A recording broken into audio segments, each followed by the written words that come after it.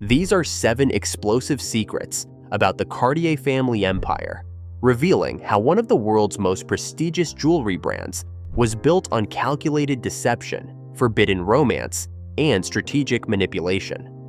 Behind the glittering facade of luxury lies a story of cunning business deals, fabricated curses, and a family that ultimately abandoned their own legacy. Today, the Cartier name represents the pinnacle of luxury, with parent company Richemont reaching a staggering $110 billion market cap in 2025. But the story of how this empire was built contains secrets that would shock even their most devoted customers. In 1917, Pierre Cartier pulled off what might be the most audacious trade in luxury history. He convinced Morton Plant, one of New York's wealthiest men, to swap his Fifth Avenue mansion for a pearl necklace. But this was not just any trade. It was a masterclass in timing and manipulation, and it saved Cartier from financial ruin. The mansion at 653 Fifth Avenue was worth $950,000. Pierre offered $100 cash, plus 2 strands of natural pearls valued at $1.5 million. On paper, Plant was getting an incredible deal. But Pierre Cartier knew something that Plant did not. The natural pearl market was about to collapse completely. Back in the 1880s, Mikimoto had invented cultured pearls, and by 1917, these artificial pearls were flooding the market. Natural pearls were becoming worthless almost overnight. Pierre Cartier had insider knowledge of this impending crash, and he used it to his advantage. The proof of this manipulation came in 1957, when Mrs. Plant's estate auctioned off those same pearl necklaces. They sold for a measly $165,000, less than 11% of their supposed 1917 value. Meanwhile, Cartier had secured the most prestigious address in New York for practically nothing. The real estate record and guide reported the transaction, but they had no idea they were documenting one of the shrewdest business moves in history. Pierre Cartier had essentially traded worthless stones for prime Manhattan real estate, and he did it with such charm that the Plants thought they were robbing him. Pierre Cartier didn't just manipulate real estate markets. He invented modern luxury marketing by creating one of history's most successful lies. When he acquired the Hope Diamond in 1910 for 550,000 francs, he had a problem. The diamond was beautiful, but virtually unmarketable because of its dark history. So Pierre did something unprecedented. He fabricated a curse so terrifying that it would make the diamond irresistible to wealthy Americans hungry for exotic thrills. He spotted his perfect marks: Ned and Evelyn Walsh McLean, young millionaires with more money than sense and an insatiable appetite for the extraordinary. Pierre crafted elaborate tales of tragic downfalls befalling previous owners. He spun stories of suicide, madness, and mysterious deaths that followed anyone who dared possess the cursed stone. The problem? Most of these stories were complete fabrications.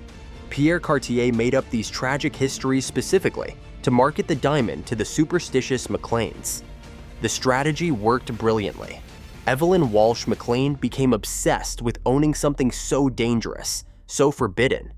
She paid over $300,000 for the Hope Diamond in 1911, equivalent to over $10 million today.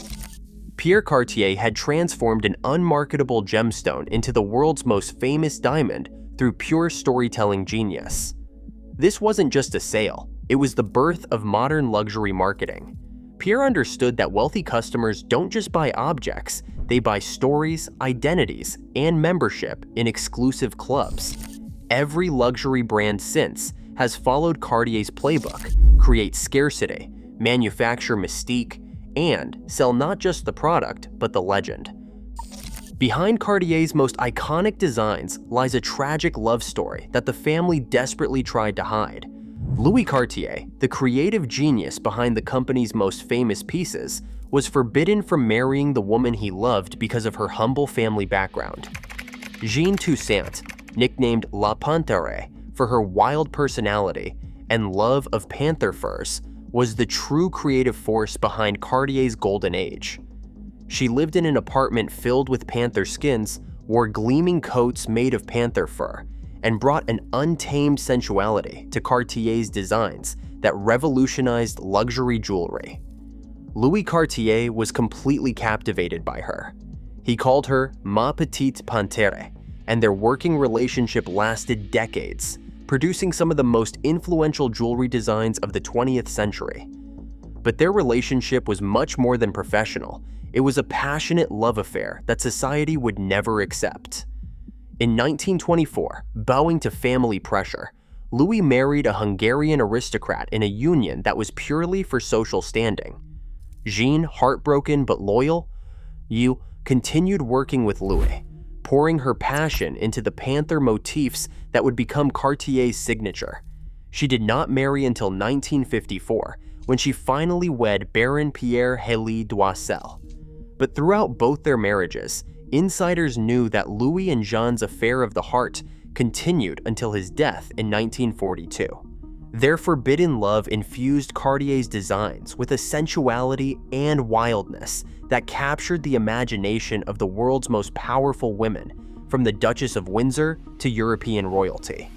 The panther became more than just a design motif. It was a symbol of their untamed love, prowling through Cartier's collections as a reminder of the passion that drove the company's greatest creative period.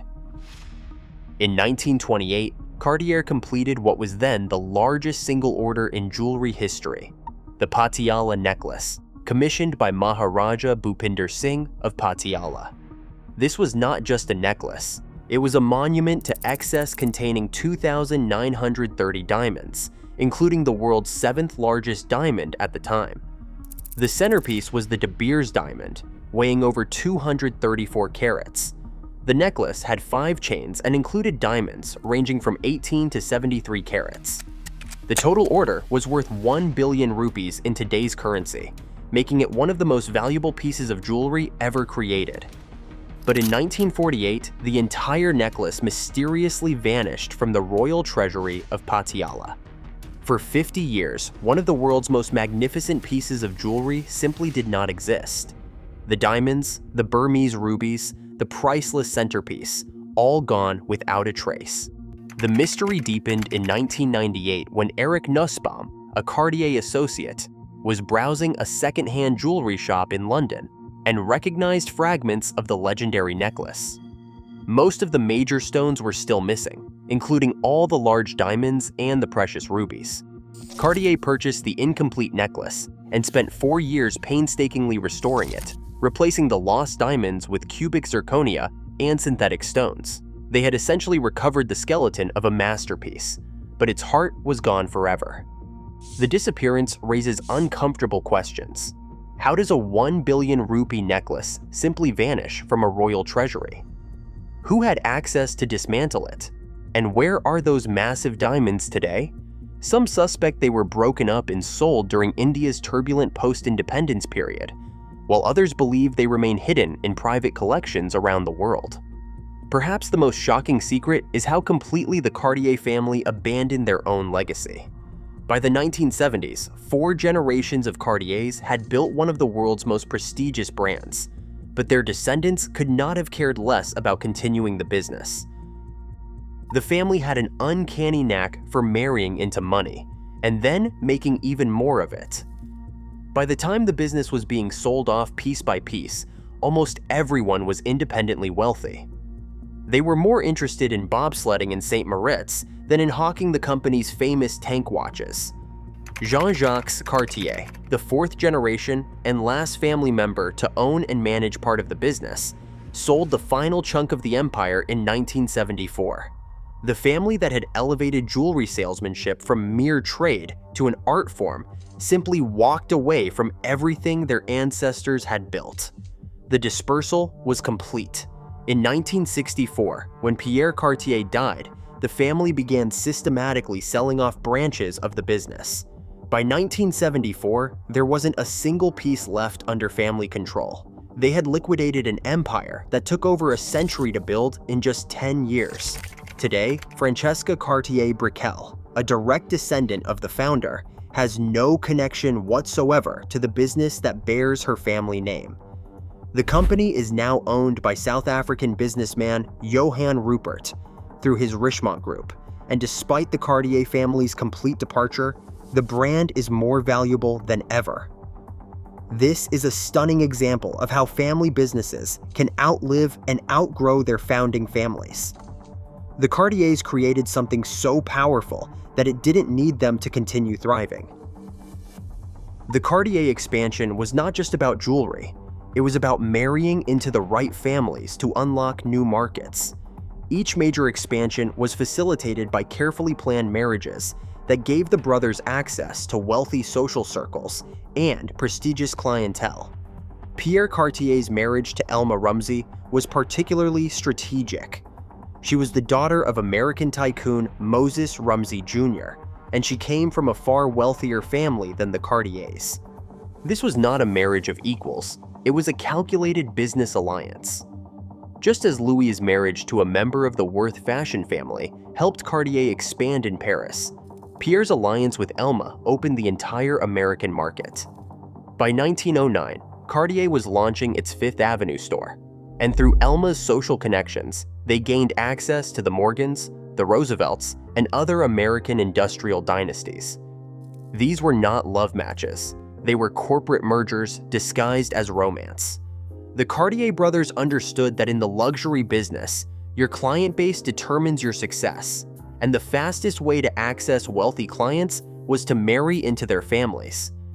The strategy was so successful that within 2 generations, Cartier had gone from a small Parisian workshop to a global empire with flagship stores in the world's 3 most important luxury markets: Paris, London, and New York.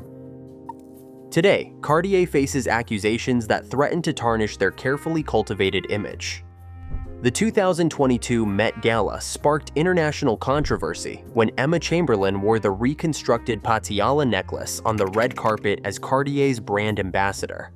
The South Asian community, particularly Indians, were outraged that a French luxury house allowed an influencer to flaunt stolen goods at one of fashion's most prestigious events. They argued that the necklace, originally commissioned by Indian royalty, should be returned to the family of Bhupinder Singh of Patiala, rather than used as a marketing prop. The controversy highlights a broader issue facing luxury brands built on colonial-era acquisitions. Much of Cartier's most famous pieces were created using gemstones and commissions from regions that were later destabilized by political upheaval, making it impossible for original owners to maintain possession of their treasures. Critics point out that Cartier profits from displaying these pieces, while the families who originally owned them have no access to their heritage. This is a modern reckoning with the colonial origins of many luxury empires. Meanwhile, the company itself has completely severed ties with its founding family. Richemont, the Swiss luxury conglomerate that owns Cartier, reached a market value of $110 billion in 2025, largely driven by Cartier's success. The brand is more valuable than ever, but none of that wealth flows back to the Cartier descendants who built the empire. These 7 secrets reveal that the Cartier empire was built not just on exceptional craftsmanship, but on calculated deception, strategic manipulation, and a willingness to abandon family loyalty for profit. From Pierre's real estate con to the fabricated Hope diamond curse, from forbidden love affairs to vanishing billion-dollar necklaces, the true story of Cartier is far more complex and controversial than their polished marketing suggests. Today, as Cartier continues to dominate the luxury market under Richemont's ownership, these secrets remind us that behind every glittering empire lie human stories of ambition, deception, and ultimately, abandonment. The Cartier family created a legacy so powerful it no longer needed them, and perhaps that was their greatest achievement and their most profound loss.